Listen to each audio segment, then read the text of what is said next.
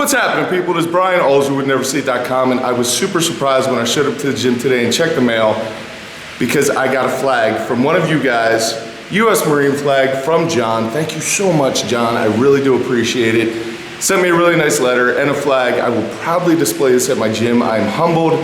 Thank you so much, man. You'll be seeing this during the workouts. I really, really do appreciate it. You are awesome, my friend. Sorry for this extra noise. That is actually rain hitting the roof of the building. Hopefully that slows down. I'm also super thankful that 2 days after I hit that 710 deadlift PR, I came in the gym not expecting to do much because honestly I felt pretty shot, but I was able to hit a 390 pound axle push press, push jerk. I can't really call it a jerk or else the Olympic lifters yell at me and say that it was a push press.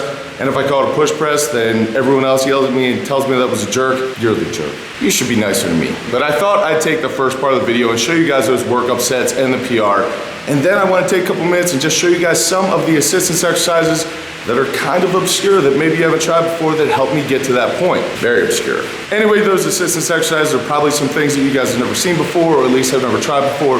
So you're going to want to stick around to the end of the video, check those out. Definitely add them into your training and hopefully it will lead to bigger PR numbers. But for right now, let's go over this overhead press PR. What's up, guys, and welcome to the commentary. And that rain was killing me today. I'm sorry about the audio quality, and I know this title might be a little confusing to some of you because when you guys see overhead press, you automatically think strict press, and you would not be wrong because that is how most of the weight training community sees it.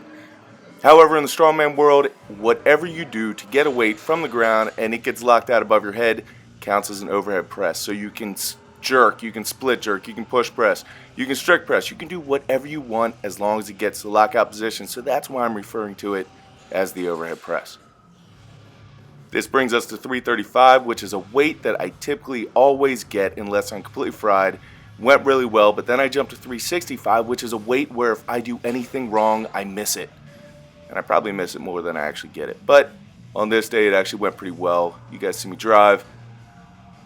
Went decent. Speed was decent, so I decided to jump to 390. Now, my previous best was 385, so I'm going for that baby PR, which you guys know I love, especially on movements like the overhead press. The lockout gets a little dicey on the left, but once I get that lockout, I drop it. You guys see here in slow motion, form didn't really break down. Could have got to the back of my head a little bit earlier. That's why the lockout was weird, but I am super happy about this. Big deal for me, one step closer to 400. Alright, so as promised at the beginning of the video, here are a couple of those assist exercises that are a little bit more obscure that maybe you've never tried before, but they have definitely helped me drive up my overhead press numbers. Maybe they'll help you too.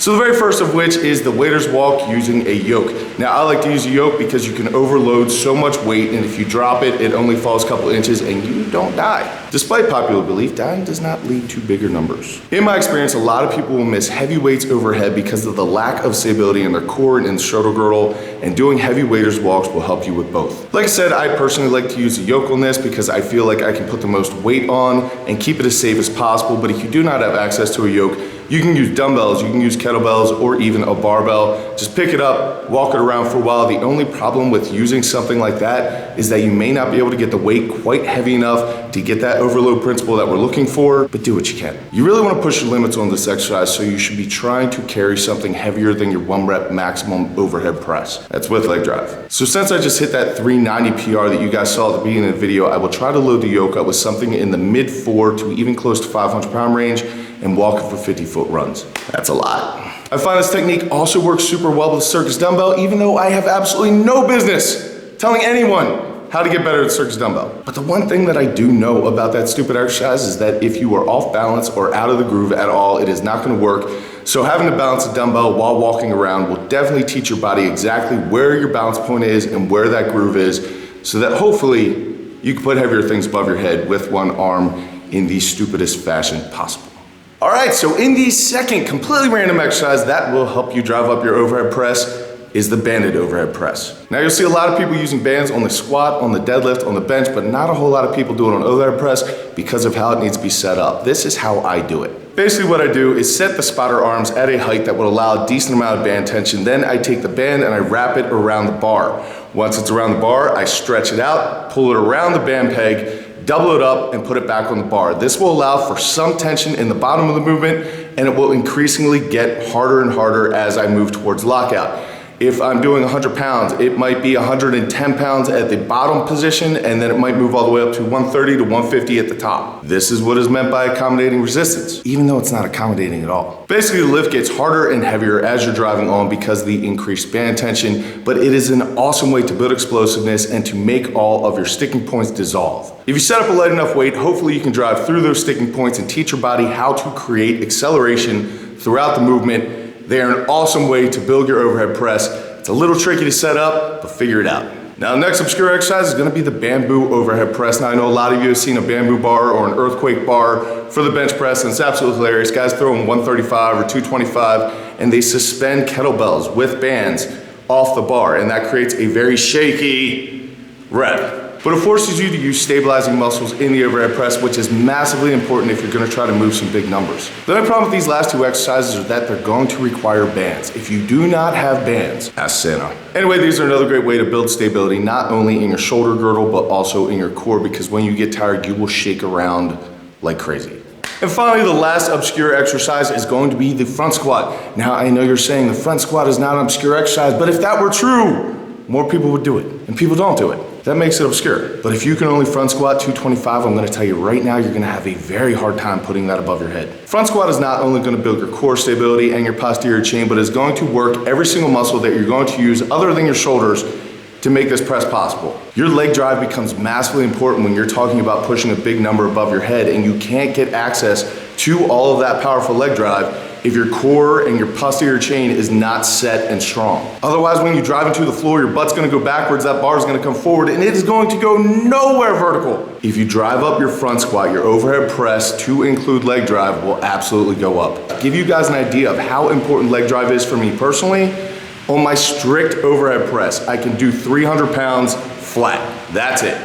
When I start adding leg drive, you guys just saw 390 pounds, so I'm getting 90 pounds out of that leg drive. That is how important it is, but I could not have gotten there without having a strong front squat to build that posterior chain and my core stability so that I could take advantage of those legs. There you go. All right, so I am super happy about that 390 PR because it's one step closer to putting 400 pounds over top of my head, which has been a lifetime goal for a while now. But to encourage some of you guys who are a little bit earlier in your journey than I am, a 300 pound overhead press was a lifetime goal not that long ago, so don't get discouraged. Keep driving on, trust me. You get a little better every single day, and those little tiny changes add up over time, and eventually you're gonna be passing me no problem at all. And hopefully you guys have some new exercises to try to help drive up those overhead press numbers. Like I said, ask Santa for some bands because they make a huge difference in your training. But thank you guys so much for watching, and a special thank you to John for sending me a flag. That is beyond cool. I'm gonna put it up today. I will display it proudly. And another very special thank you to all you who decide to take advantage of the Black Friday deal to buy a personalized program from me. That really does mean a lot. All of your programs should be done in just a couple days. I really do appreciate that. I'll be back later in the week with another video, but until then, go out and do something amazing with your lives. Keep working hard. Be nice to each other, people, and I'll catch up with you then.